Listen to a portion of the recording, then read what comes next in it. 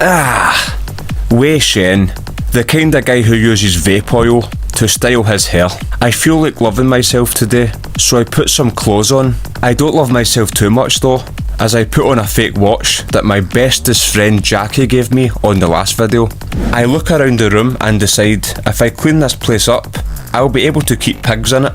I litter in my own flat, because bins are for losers. My whole flat looks like an edgy teenager's bedroom whose family don't love him anymore.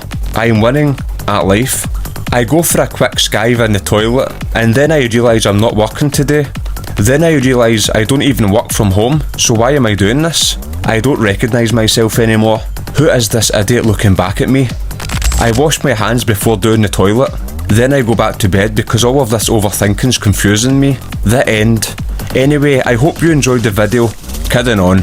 Shen wakes up and googles how to get good at life and studies a few articles, and now he's ready to seize the day. So on the way out, this woman is driving me nuts. She's always moaning about something to her wee pal. Why do you think everybody is a good person except for my boyfriend? So I basically just kill her.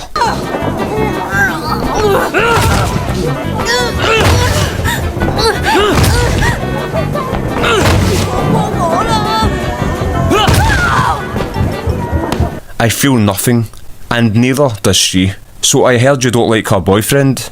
What do you think of me? So Winston's thankful that I'm helping him. My man, wait!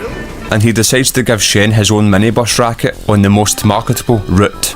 Even though it actually belongs to Dog Eyes, I drop some of the lads off, harass the other driver that usually does this route. You're wasting my time. How about I break your legs and see how you drive then, huh?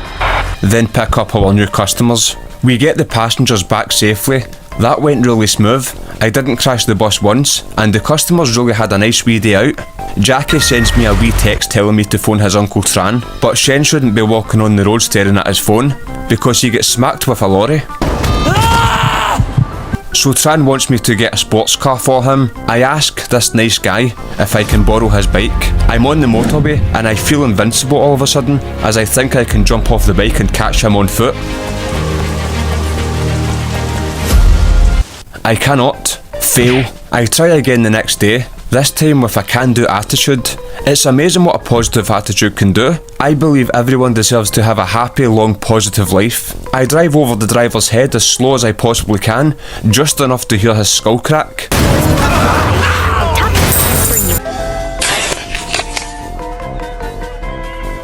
I drop the car off at the garage, and while I'm there, I decide to treat myself because I've been working really hard recently. I ask the lads to take a picture of me and my new baddie. I say to him that he's the ugliest guy I've ever seen, and he chases me.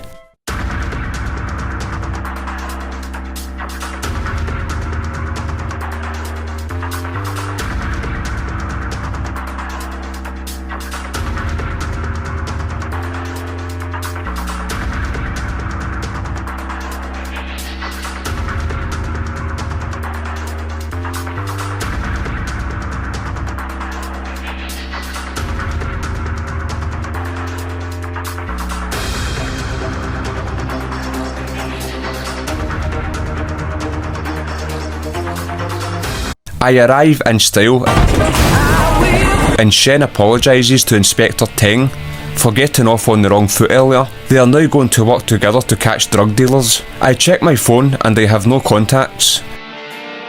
There's a guy having a panic attack. You're in the wrong job, mate. Cheer up, mate. It could be worse. You could have no contacts in your phone. What's your number, pal? I text Ming's number. Why is she not texting me back? He's probably out with his other so-called pals. Why is she not texting me back? He's just like the rest of the... Oh wait, he texts me back. He asks me to meet him at the noodle market. Before I go, a guy's asking me if I want to try his curry fish bowl, so I try it.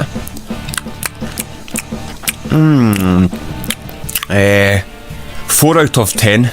I throw it on the floor and decide to throw him in the boot.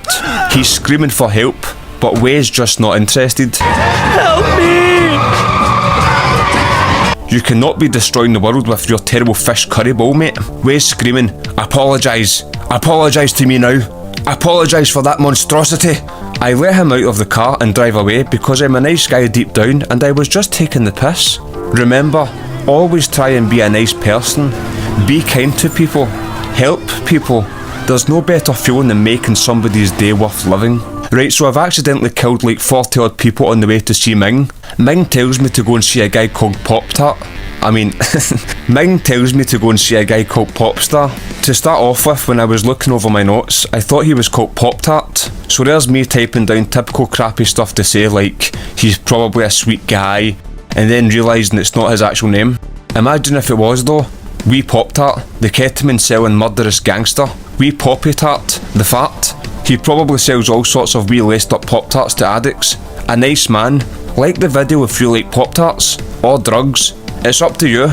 Anyway, I meet Popstar, and I say I'm a big fan of his music. He just deaf stares me. This guy kills people on the daily, so he probably didn't appreciate that well thought out joke. Shen's like, I'm a pal of Winston's, mate, so you can trust me, no dramas. I ask Popstar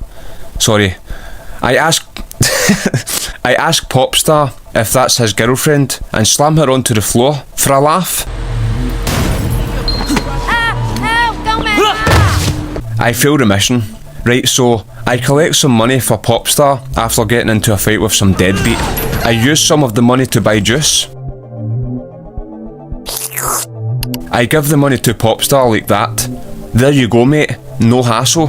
He gives me a package that definitely has ketamine inside it for me to drop off to Ming, but the police get involved. But it's all good because Shen just handcuffs the poor soul. I run away shouting "F*** the police" and get tackled to the floor. In fact, wait, that never actually happened. So I run away and get arrested. Oh no in front of all my dad's pals. So embarrassing.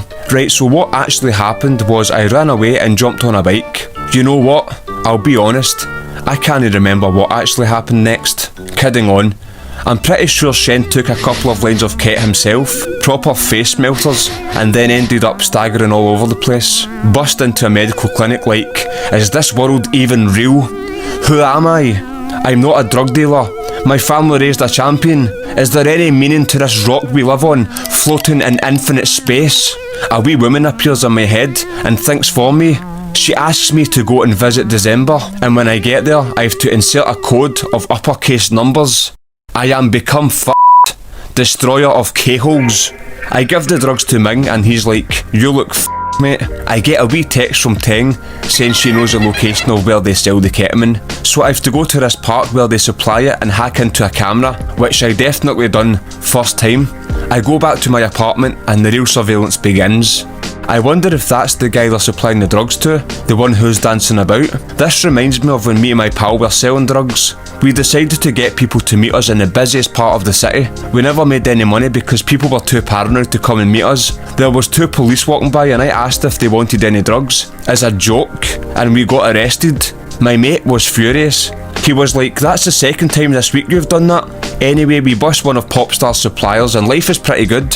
He'll need to find somebody else now and we'll probably just bust him as well. Happy days. Inspector Tang, this is Wei. Fang Shan is down. Popstar will have to reach out to another supplier. I'm thinking we bag them both at once. I agree. Thanks for watching. Have a good one. Take care.